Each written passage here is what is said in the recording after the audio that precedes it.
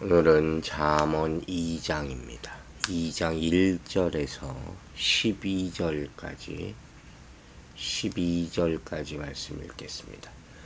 내 아들아, 내가 만일 나의 말을 받으며 나의 계명을 내게 간직하며 내 귀를 지혜에 기울이며 내 마음을 명철에 두며 지식을 불러 구하며 명철을 얻으려고 소리를 높이며 은을 구하는 것 같이 그것을 구하며 감추어진 보배를 찾는 것 같이 그것을 찾으면 여호와 경외하기를 깨달으며 하나님을 알게 되리니 대저 여호와는 지혜를 주시며 지식과 명철을 그 입에서 내심이며 그는 정직한 자를 위하여 완전한 지혜를 예비하시며 행실이 온전한 자에게 방패가 되시나니 대저 그는 정의의 길을 보호하시며 그의 성도들의 길을 보전하려 하심이니라.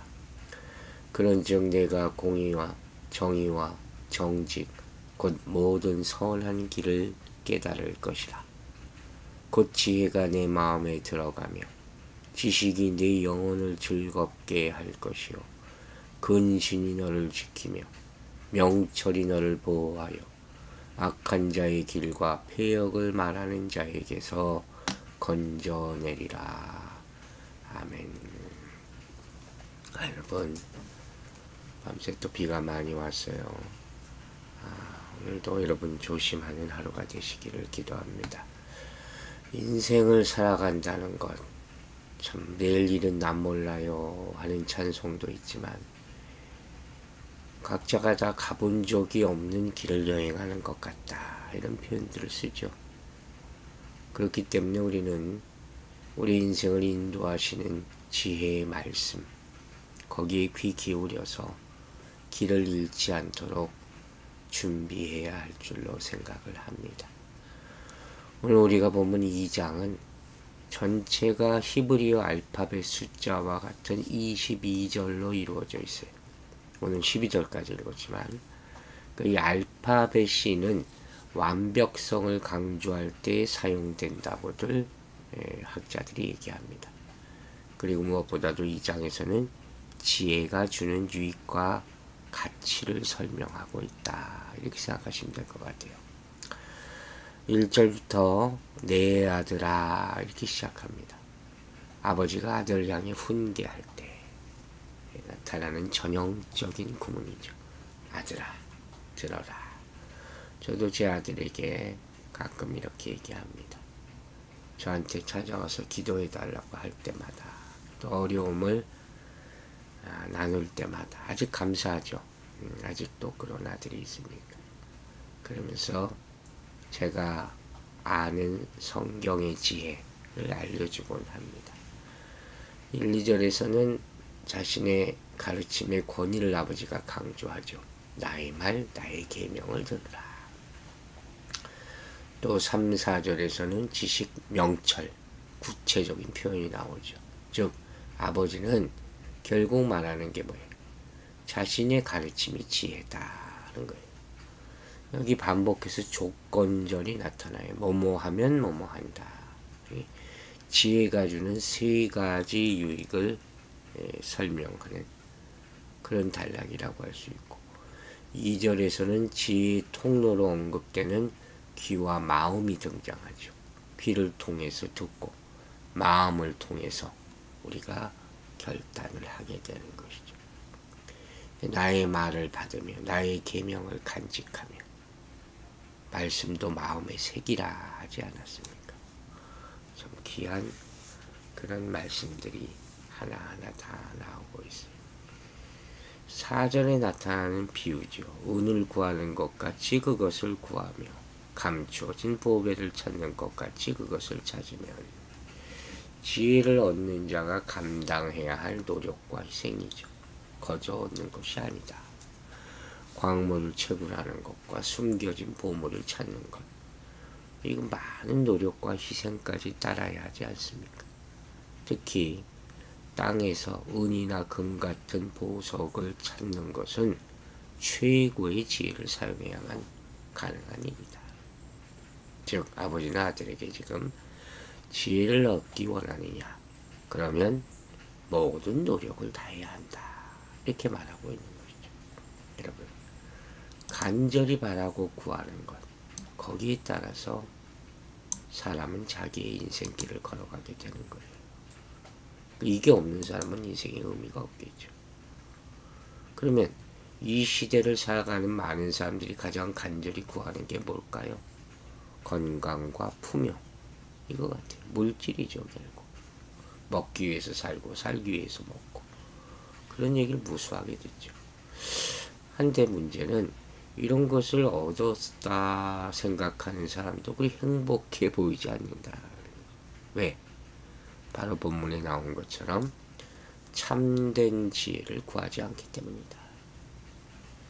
스스로를 지혜롭다 여기는 사람은 많을지도 몰라요. 그러나 참된 지혜를 구하는 사람은 그리 많아 보이지 않아요. 사람들이 하나님을 경외하는 이유가 뭡니까? 지혜를 얻기 위해서죠. 그걸 알아야죠. 그러니까 하나님의 백성으로서 은혜를 누린다 하는 말은 하나님을 더욱더 알게 된다 하는 것이죠. 그리고 그러기 위해서 우리는 무엇보다 말씀에 귀를 기울이고 진리를 소중히 여기는 그런 모습을 가져야 할 것입니다. 이제 5절부터 지혜가 주는 첫 번째 유익이 나옵니다. 바로 여호와 경외하기를 깨달으며 하나님을 알게 된다. 즉 하나님과의 관계 측면에서 지금 유익을 설명하죠. 여기 아도나이, 여호와, 또 엘로힘, 하나님, 이 이름이 다 나오잖아요. 이 구약에서 언약의 하나님과 창조주 하나님을 나타내는 그 이름이라고 제가 설명한 바 있죠. 이 두 이름을 다 사용했어. 그래서 지혜를 구하는 가장 근본적이고 궁극적인 목적이 뭐냐? 언약의 하나님이신 여호와를 경외하는 능력과 창조주 하나님을 아는 지식에 있다. 그러니까 우리는 하나님과 관계를 가져야지 하나님을 알게 되는 거예요. 멀찌감치 떨어져서 필요할 때만 구하지 말고 여호와를 경외하기를 깨닫는다. 참된 지혜라는 게 이거예요. 즉 지혜를 얻으려면 지혜의 소중함을 알아야 되는 거예요. 지혜라는 것은 빨리 성공하는 법이 아니에요. 짧은 기간에 큰 돈 버는 게 아니에요. 여호와를 두려워하고 섬기는 것, 하나님을 아는 지식을 얻는 것. 자녀에게 이걸 가르치세요. 부모가 자녀에게 이걸 가르치지 않으면 부모가 아니에요. 옛말에 하룻강아지 범 무서운 줄 모른다 하는 속담이죠.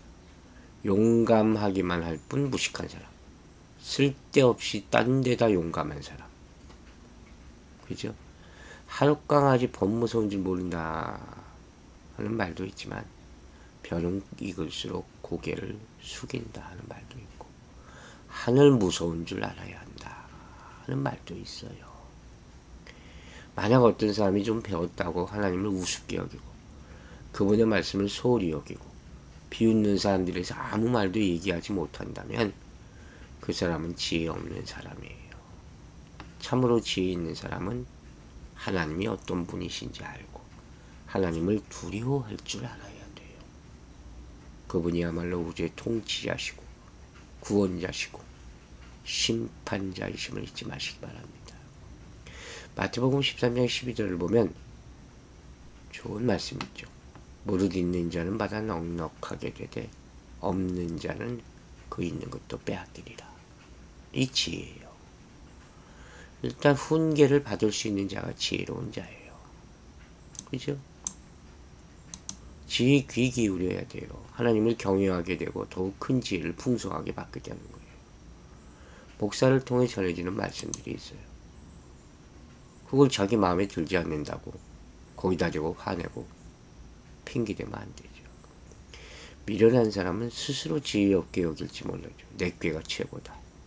하지만 하나님의 뜻을 깨닫지 못하고 더 미련해지는 거예요. 안타까운 것은 재물을 구하는 사람은 많아도 지혜를 구하는 사람은 적다는 것이죠. 하지만 지혜를 구하는 것이야말로 보배를 찾는 것. 그것 이상이다. 과연 바른 길이 무엇인지 간절히 찾고 있는지 여러분 돌아보시기 바랍니다.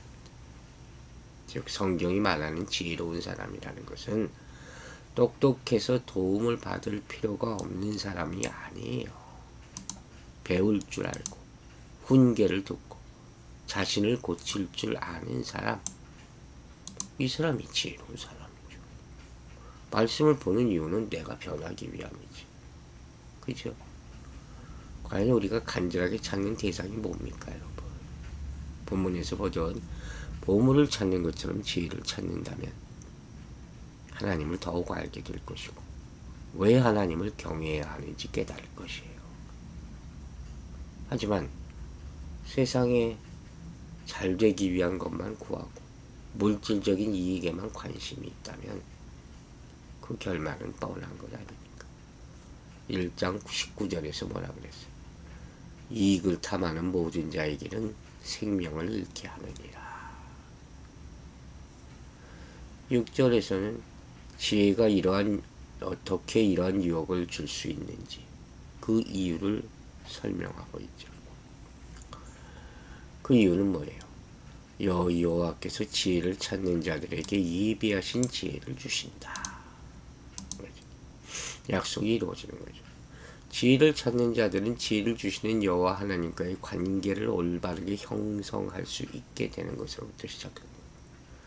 그러니까 우리가 항상 말씀을 읽으면서 하루를 시작하라는 말을 제가 자주 강조하는 이유가 그 관계잖아요.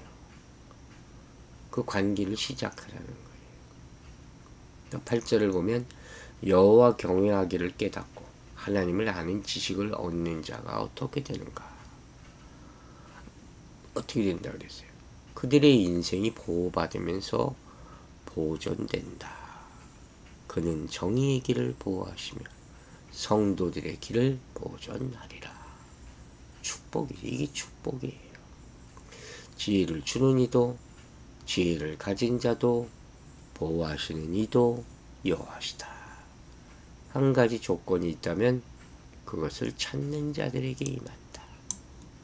오늘 아침에 다시 구하시기 바랍니다. 이제 9절부터 지혜가 두는 두 번째 유익이 나오죠. 바로 선한 길을 깨닫게 하는 것. 여기서 말하는 선한 길은 지혜를 가진 자가 선택하는 윤리적인 삶의 형태예요. 성경을 읽고 깨달은 삶은 자연히 선한 삶을 살게 돼 있어요. 이렇게 잠언을 보면 지혜와 어리석음이라는 대조적인 삶의 원리를 윤리적인 차원에서 선한 길과 악한 길로 설명하는 거예요. 이 선한 길은 9절에 공의와 정의와 정직 이렇게 표현되어 있어요. 선한 길, 공의와 정의와 정직. 이 세 단어 다 쉬운 거는 아니죠. 지혜가 선한 길을 깨닫게 해주는 이유는 지혜와 지식이 삶의 원리가 되어서 마음과 영혼을 다스리기 때문이다. 10절에서 말합니다. 즉 지혜와 지식을 얻은 사람은 악한 자와 패역한 자에게서 멀어져요. 그 힘이 멀게 만드는 거예요. 결국 보호를 받게 되는 것이죠. 이게 첫 번째 유익과 거의 동일하다고 할 수 있겠죠. 여러분, 우리가 세상을 살 때 우리 서두에서 인생에 대해서 얘기했지만 그냥 이유도 모른 채 일하는 사람이 있어요. 이유를 알고 일하는 사람이 있어요. 후자가 훨씬 낫겠죠. 그래야지 더 자발적이고 또 수월하고 목적의식이 있고 그렇죠? 그래서 오늘 말씀을 보는 거예요. 지혜의 말씀에 순종하면 왜 여호와를 경외해야 하는지 깨닫는 것. 하나님이 어떤 분이신지 더 알게 되고 그 길에서 벗어나지 않고 하나님은 그들을 보호해 주시고 너무도 순탄한 길이 보장되어 있다 하는 것이죠. 이게 선한 길을 깨닫고 행하는 자에게는 지혜가 더해져서 그 영혼이 즐거워한다. 이렇게 말하고 있어요. 억지로 행하지 않고 영혼이 즐거워하니까 더 기쁘게 그 길 가운데 또 행할 수 있는 것이고 그러므로 우리는 미련하게 자기 생각을 자꾸 고집하지 말고 꼭 괴로운 거잖아요. 행복한 지혜의 길로 행하게 되기를 기도합니다. 여러분, 지혜의 귀 기울이고 순종하세요. 그러면 하나님이 왜 이 말씀을 주시는지, 왜 이 길로 인도하는지 알게 됩니다. 성도들 가운데 하나님 가까이 하는 것을 자꾸 환경 탓, 상황 탓으로 하는 사람들이 있어요. 그건 잘못된 거예요. 하나님께 진짜 헌신하는 사람은 무조건 순종합니다. 그때 영원히 기쁨을 누리는 것이죠. 우리가 하나님의 뜻을 잘 모르고 하나님을 잘 모르니까 순종하면, 무조건 순종하면 내 인생에 어려움이 닥치지 않을까 착각하고 오해하는 것이죠. 오늘 이 지혜의 말씀에 더욱더 귀 기울여서 자신을 인도하시는 하나님의 섭리를 깨닫게 되기를 주의 이름으로 축원합니다. 그래서 영원히 즐거움을 얻게 되기를 간절히 기도하겠습니다. 하나님 아버지 감사합니다. 오늘도 아침에 주의 지혜의 말씀을 듣게 하신 큰 은혜를 감사드립니다. 아버지가 아들에게 지혜를 얻기 위해 모든 노력을 다할 것을 말하고 있을 때 우리도 그 말씀을 듣고 보석을 파는 것보다 더 많은 노력을 기울여서 주의 말씀을 얻어서 하나님이 주신 인생길을 걸어갈 수 있도록 도와주시옵소서. 여호와를 경외하는 것이 지식의 근본이라고 배우지 않았습니까? 지혜로운 사람들은 더욱더 배우고 훈계를 듣고 자신을 고칠 줄 안다 했습니다. 우리가 진정으로 선한 길을 가기 위해서 하나님의 말씀을 거울처럼 항상 바라보며 그 지혜의 말씀에 순종하며 하나님을 경외하여 영원히 즐거운 하루가 될 수 있도록 축복하여 주시옵소서. 고르지 않은 날씨 가운데 또 기상이변으로 말미암아 많은 재해가 일어나고 있습니다. 이 인류를 불쌍히 여겨주시고 우리 성도들의 삶 오늘 하루 삶을 지켜보아 주시며 교회를 지키시고 성도들의 직장을 지키시고 축복하여 주시옵소서. 감사드리며 예수 그리스도 이름으로 기도했습니다.